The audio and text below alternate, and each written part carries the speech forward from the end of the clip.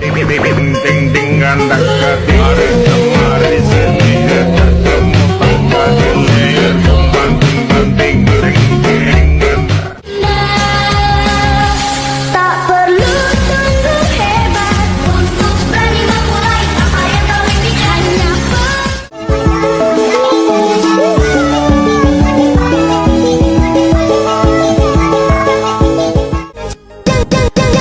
Jangan cintai aku lagi, jangan sayangi aku lagi.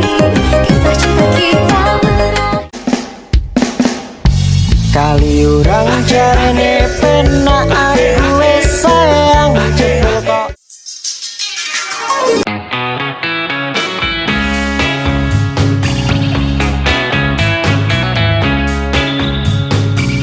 Halo semuanya, perkenalkan nama saya Pungari Doyla Romatun dan rekan saya. Saya Azira Catherine. Oke, di sini saya dan rekan saya mau bincang-bincang mengenai program studi pendidikan guru sekolah dasar. Oke, untuk Kak Catherine, saya mau bertanya. Hal yang menarik apa ketika Anda memilih program studi pendidikan guru sekolah dasar? Baik, izin jawab ya Kak Bunga.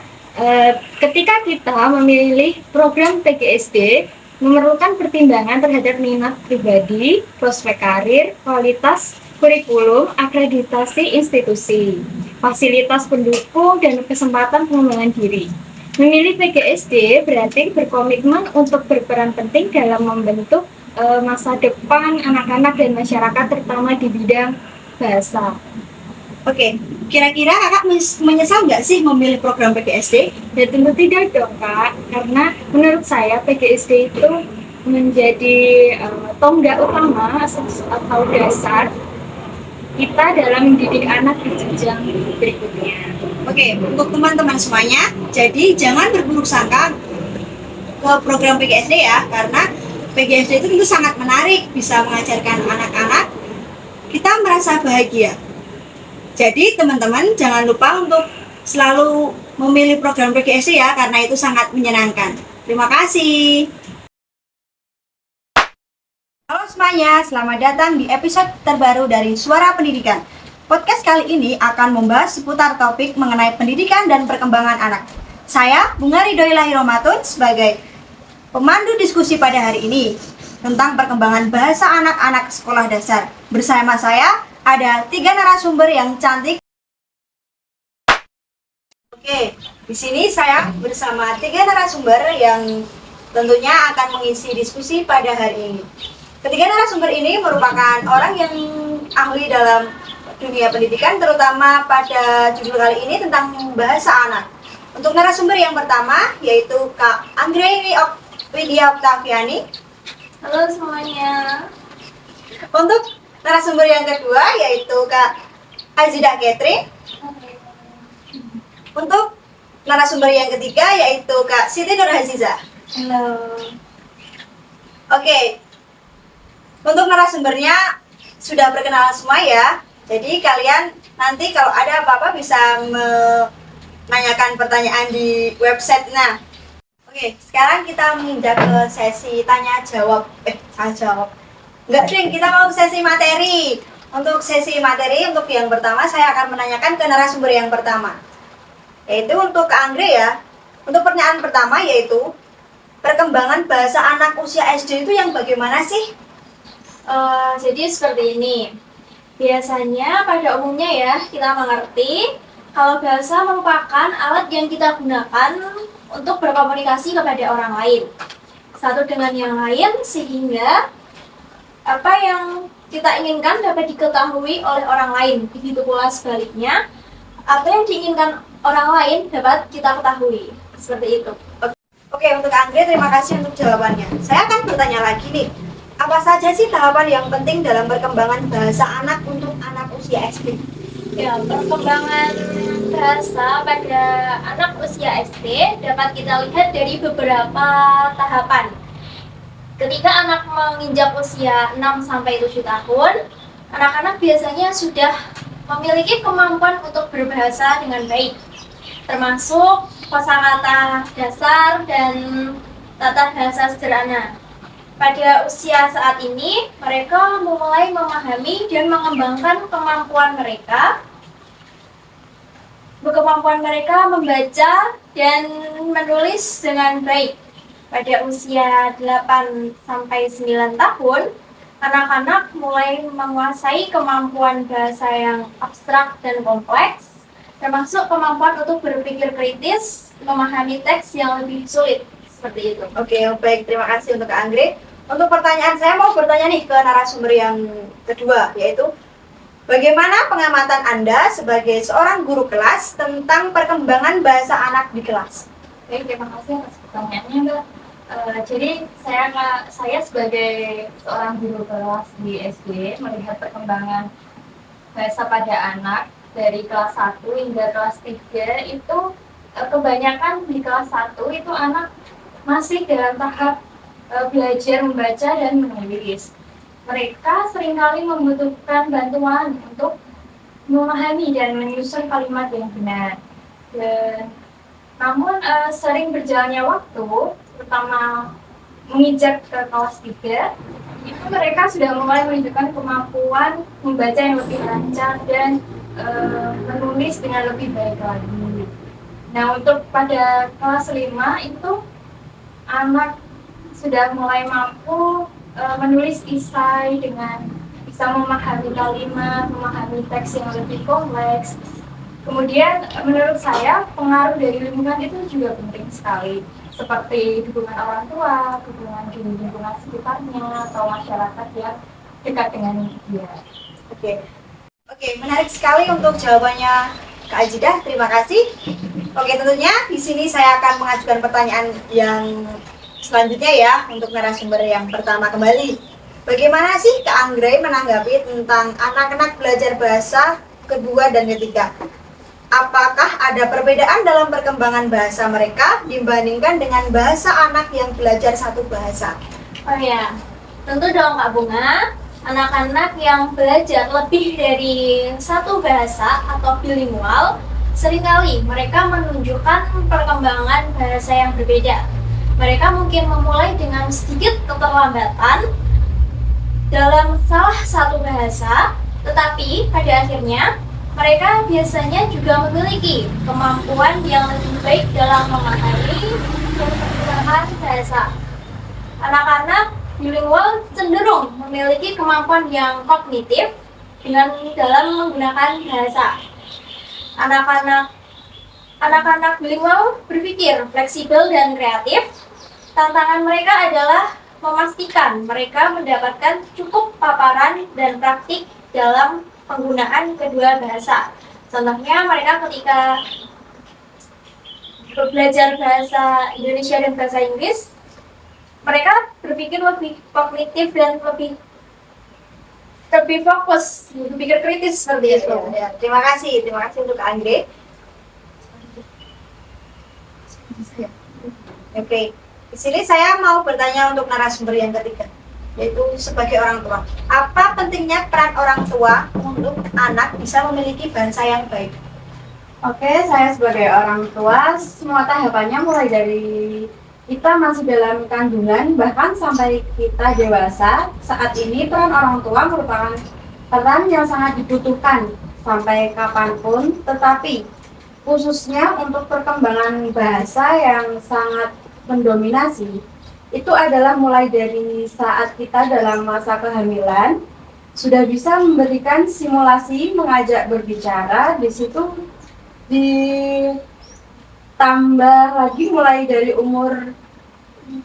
dari lahir sampai 5 tahun itu umur yang paling mendasar untuk orang tua perhatikan dalam perkembangan bahasa anak tersebut. Oke, terima kasih. Ternyata peran orang tua sangat penting sekali ya dalam anak bisa memahami bahasa yang baik. Ya, seperti yang dikatakan Mbak Azidah Catherine, lingkungan juga mempengaruhi, seperti mereka yang itu berkumpul ya, yang kurang sebaya, mereka pasti bakal ini cukup harus hati-hati ya sebagai orang tua, harus dalam pengawasannya sangat ketat gitu ya, karena kan anak-anak yang tidak sebaya pasti mereka ya zaman sekarang banyak sekali ya, Apalagi banyak yang udah punya HP ya. iya HP, media sosial Tentunya itu sangat bahasa mempengaruhi sekali. seperti itu sih. pecah. Ya terima. Saya akan kembali bertanya kepada Kak Azidah nih sebagai guru. Bagaimana nih cara kita menyikapi anak tersebut bisa memiliki bahasa sopan dan santun? Baik, menurut saya sebagai seorang guru ya, kita itu sebagai seorang guru tak henti-hentinya memberikan ataupun menjelaskan hal-hal yang baik kepada anak-anak, mulai dari tutur kata, kemudian kita mendidik anak itu untuk memilih bahasa yang benar, bahasa yang sopan. Itu adalah bagian yang terpenting dari pemberian karakter mereka. Sebagai seorang guru itu kita bisa melakukan dengan memberikan contoh yang baik, mengucapkan perkataan yang baik, juga menghindarkan kata-kata yang membuat mereka itu tersinggung, seperti itu. Jadi membuat aturan juga yang jelas agar mereka itu paham tentang pentingnya berbahasa yang baik gitu. Juga tidak lupa mengajarkan mereka untuk selalu berempati dan peduli terhadap orang lain dengan baik. Mungkin itu, Kak. Oh, berarti ini ya nih ya, kayak teman-teman itu kalau di sekolah berarti anak-anak juga harus sesuai aturan yang di sekolah. Terus Ya, guru juga menyontohkan ya, kalau biasanya kan anak-anak itu melihat kalau guru itu yang baik, kalau guru biasanya kalau ya kan guru tidak kita membahayakan. pengertian kalau guru itu digugu dan ditiru. Iya. Jadi anak-anak itu juga harus gimana ya, Mencontoh ya bisa guru. mencontoh yang baik. Oke. Teladan. Ya, terima kasih untuk Kak Azidah. Oke, sebelum kita menjawab dari pertanyaan yang dibuat oleh teman-teman semuanya, mari kita biar tidak tegang, mari kita minum dulu biar santai-santai dulu. Monggo bisa di Oh ya, minum. ternyata ada isinya nggak bohong kok.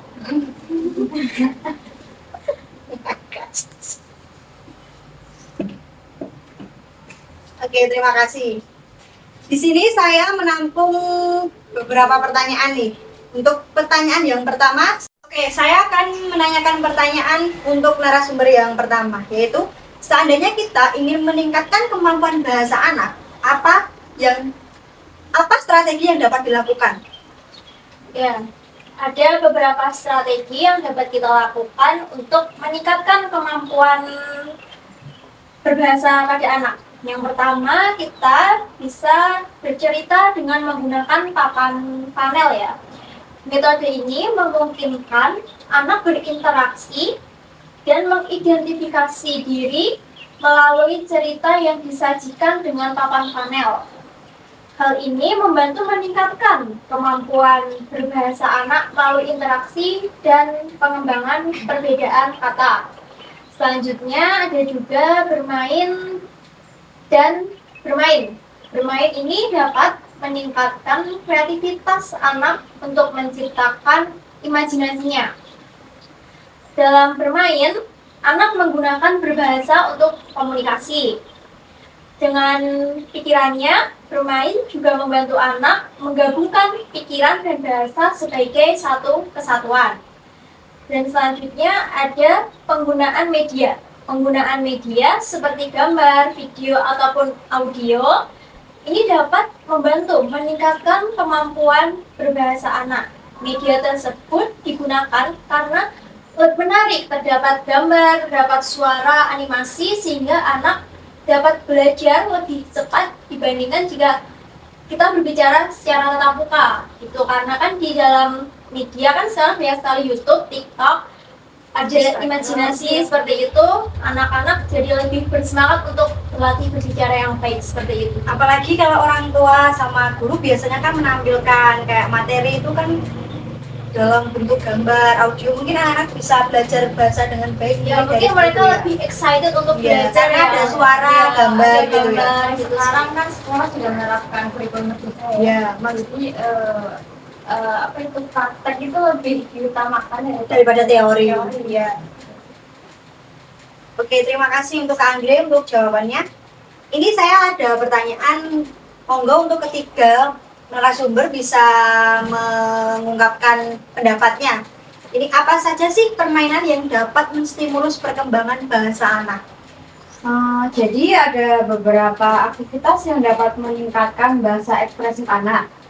Yang terdapat bermain pentas drama, itu melatih melatih penggunaan bahasa, berbicara dan mendramakan cerita diiringi dengan nyanyian dan tarian, kemampuan dan dalam bahasa dapat meningkatkan pengungkapan pelafalan kata. Iya. Apalagi kalau dalam drama atau penampilan video mungkin kan artikulasi itu kan sangat penting. Ada juga mengacak kata, juga membantu anak mendapat lebih banyak kosakata dengan mengacak kata dan membuatnya menjadi kata lain. Mencari awalan kata, bermain peran, kayak permainan tradisional gitu loh, Kak. Oke, terima kasih. Mungkin saya bisa menambahi jawaban dari narasumber yang ketiga ya. Kita bisa dengan menggunakan cara mencari awalan kata. Misalnya mengucapkan menjadi kata satu, contohnya seperti awalan huruf K. Kita cari hewan yang berawalan huruf K itu contohnya apa? Ada kodok, kuda, dan lain sebagainya. Terus kita coba cari kata dari awalan huruf B dalam bentuk benda mati, bisa buku atau apapun seperti itu. Mungkin itu bisa melatih anak berbicara dan berpikir otokritis gitu, karena mereka harus mencari jawabannya. Berarti banyak sekali ya permainan yang dapat menstimulus perkembangan bahasa anak. Oke, terima kasih untuk ketiga narasumber kita yang sudah menjawab pertanyaan dari teman-teman semuanya. Oke, kita sekarang mau menanyakan nih, dari ketiga narasumber ini saling tanya-menanya dari satu sama yang lain. Oke, jadi izin bertanya ya. Ya, oke.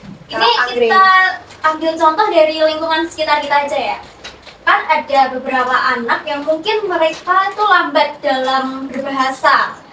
Kita sebagai orang tua ataupun sebagai guru dan ahli atau apapun, langkah kita tuh sebenarnya tuh harus membawa anak tersebut ke terapi berbicara atau memang menunggu anak tersebut memang berbicara sendiri. Misal contohnya gini, anak yang berusia 2 tahun dia sudah berbicara, sedangkan anak satunya umur 2 tahun dia belum dapat berbicara nih. Solusinya ini seperti apa gitu loh? Apakah dapat disamaratakan atau gimana gitu loh? Menurut saya anak yang 2 tahun tidak seperti teman-temannya yang menurut saya itu dia itu masih belum bisa mengejar kata atau ketinggalan sama temannya udah bisa membaca dengan lancar, dengan dia masih gagap atau kurang. Saya sebagai orang tua kan ingin memberikan yang terbaik untuk anak itu ya. Jadi kita berikan saja ke ahlinya. Ya, kita Ada apa dengan anak tersebut? Ngapa ada keterlambatan dalam berbicara? Ya, gitu? mungkin kan orang sebagai orang tua kadang kan bingung. Kita khawatir gitu Iya, ini khawatir. untuk anak lah gitu. Kan anak seusianya udah bisa bicara kok anak kita belum. Mungkin sebagai orang tua kan mungkin Tapi kan khawatir. dalam pertumbuhan tubuh kembang ya tidak bisa disamaratakan dong. Iya. Walaupun anak kembar pun yang satunya sudah bisa berbicara, yang satunya belum, tidak bisa disamaratakan. Orang tua harus tetap support kepada anaknya gitu, nggak boleh membeda-bedakan anak tersebut gitu. Jadi salah satunya mungkin ya ke ahlinya, ahlinya. ya. Mungkin kan di sana juga dikasih petunjuk sih gimana kita Masukan, harus memberi gitu ya. apa kepada anak. Misal kayak biasanya kan kalau udah ke terapi nih, mungkin kan di sana diberitahu mungkin anak ini kurang nih dalam hal ini. Mungkin kan kita nanti kan di rumah bisa menstimulus anak tersebut dengan penggunaan media Iya. sosial kayak Untuk nanti lagu-lagu gitu ya, sama anak lagu-lagu terus kayak kita bisa gambar, bermain kayak gitu. Tapi itu ada beberapa contoh kasus juga ya ini sebenarnya. Ada anak tersebut itu nonton film, tapi film tersebut tuh menggunakan bahasa asing. Ketika anak tersebut itu bicaranya tuh keterlambatan benar-benar ada ya. Itu kalau nggak salah film bahasa Rusia ya, bahasa Rusia. Sedangkan bahasa kita menggunakan sehari-hari adalah bahasa Indonesia. Nah tersebut bukannya bisa bahasa Rusia atau bahasa Indonesia, tapi dia tuh diam. Sehingga keterlambatan orang tua tersebut membawa ke ahlinya.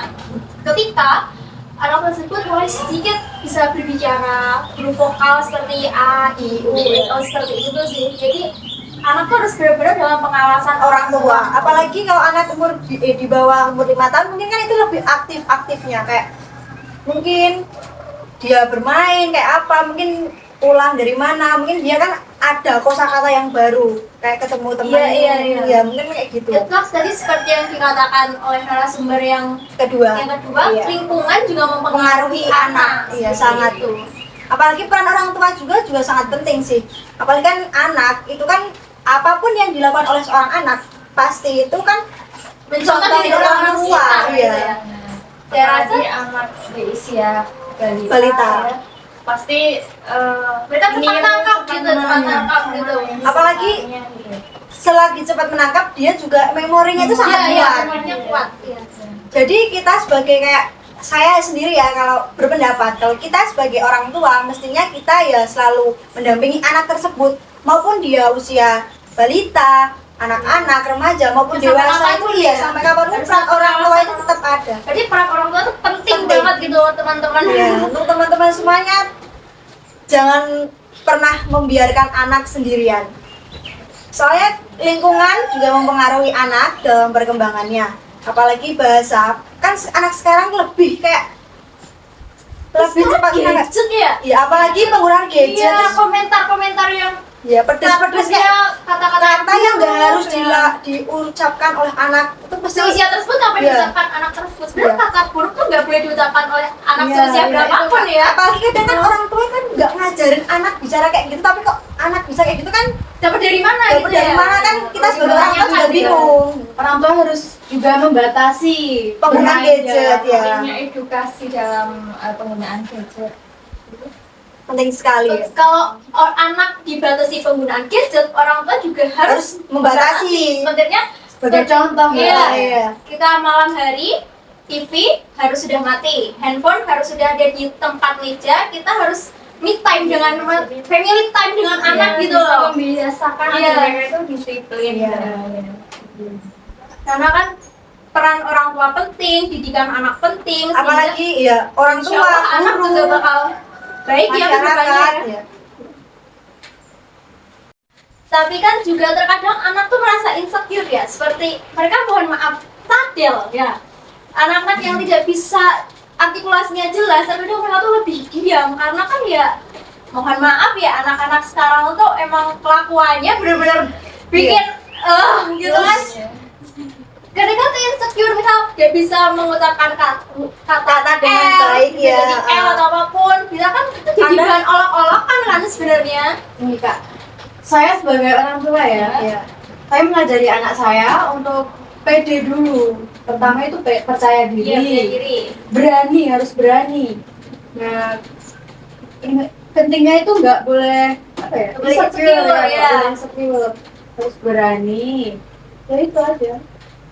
Terus Mungkin kalau kayak gitu sih Pertama kali ya, langkah pertama Iya. tetap pede, Iya, tetap harus pede pede dulu. ya tapi ya itu teman-temannya yang bikin nggak bener nih gitu kan. Kadang kayak gitu kalau teman-teman alkoholik biasanya kayak zaman sekarang itu kena mental ya, kasihan ya. Iya. Makanya sebagai orang tua kan harus Mensupport, Iya, iya, mensupport tetap dulu. mensupport. Orang tua itu penting sekali dalam perkembangan bangsa. Sebenarnya untuk ini juga tuh peran guru juga penting ya, karena kan di sekolah tuh Iya. banyak sekali anak-anak gitu. Mana karakternya Iya, beda-beda sedangkan lagi. guru kan hanya ada beberapa gitu. Gimana tuh guru dalam menanggapi hal tersebut gitu loh. Anaknya banyak, tapi kan guru nggak bisa nampung satu persatu secara keluhan mereka gitu. Guru harus lebih dekat dengan anak-anak didiknya gitu, karena ya kan sebagai anak kecil mohon maaf mungkin mereka agak takut ya untuk bicara Bicara sama kepada gurunya guru. ya. Kadang kan gurunya nggak percaya, oh itu teman nggak apa-apa, teman harus dimaafkan harus apapun. Ya sebenarnya itu agak salah ya. langkah yang harus diambil dari, Iya. dari seorang guru itu kan harus lebih dekat lagi sama anak muridnya. Seperti, atau sering mengajak curhat. Itu juga Kadang biasanya anak kayak gitu di kelas murung, nggak ikut teman-temannya kan kita sebagai guru kan mungkin paham lah dari raut mukanya aja kita mungkin paham. anak tersebut kurang nyaman dengan lingkungannya gitu ya. Oke, sebagai penutup nih, apakah ada tips atau saran untuk orang tua dan guru dalam mendukung perkembangan bahasa anak SD? Mungkin narasumber yang pertama bisa menambahkan. Iya, tentu sekali ya. Salah satu hal yang sangat penting adalah memberikan banyak kesempatan pada anak-anak untuk berbicara dan mendengarkan. Orang tua bisa mengajak anak berdiskusi tentang berbagai apapun topik, juga dengan membaca buku bersama, dan guru pun juga dapat menggunakan metode pengajaran yang interaktif dan melibatkan anak dalam berbagai aktivitas berbahasa sehari-hari seperti itu sih.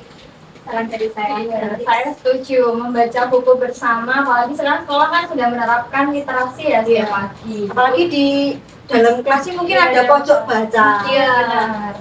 Itu membaca buku bersama itu ya sangat bermanfaat sekali. Selain itu juga memberikan ujian dan umpan balik terhadap siswa tersebut akan membuat anak tersebut itu bisa berusaha menggunakan bahasa yang jelas dan sangat penting untuk perkembangan bahasanya. Perkembangan bahasanya bisa cepat, tepat, artikulusannya cepat. Nah, saya narasumber ketiga sebagai orang tua, saya ingin menambahkan pentingnya lingkungan yang mendukung.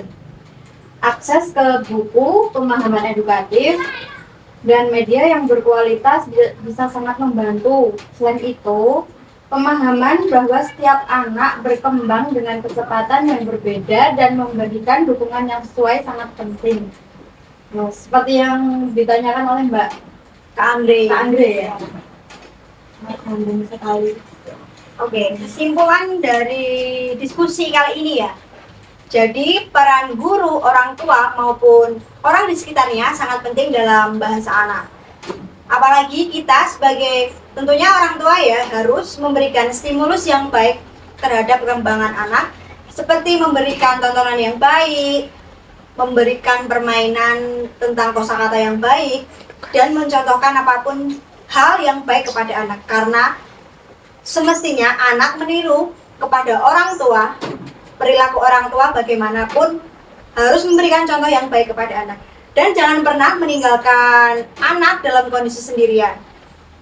Cari tahu anak keluh kesahnya apa, orang tua harus bisa mengasih solusi atas kendala yang terjadi pada anak tersebut. Oke, terima kasih banyak atas wawasan dan tips yang berharga. Saya yakin pendengar kita bisa mendapatkan banyak sekali ilmu dari ketiga narasumber kita hari ini. Sampai jumpa di episode kita berikutnya dalam podcast Suara Pendidikan. Selamat beraktivitas dan terima kasih untuk teman-teman semuanya yang telah menyaksikan podcast kali ini. Terima kasih semuanya. Mari diminum minumannya biar Sampai juga ya. Bagaimana perjalanannya? Wah, tadi sampai sini Macet tadi. Apalagi tadi ini pagi ya. Pagi anak sekolah ya. Aktivitas ya kantor kemanapun gitu. Apalagi saudara panas sekali. Itu ada kipas ya. Sangat membantu sekali ini. Ada kipas. Gak jelas. Bunganya cantik sekali. Oh ternyata kita diskusinya sangat matching ya. Kan kita sudah ditentukan ya sebenarnya podcast pendidikan itu. Terus kita di podcast pendidikan menggunakan pakaian yang kurang sopan Ya, ternyata kita sangat matching ya. Kan sebagai baju kita warnanya sama. Kameramen boleh ke sini. Kameramen kan boleh kesini. pakai kamera ayo pakai apa itu?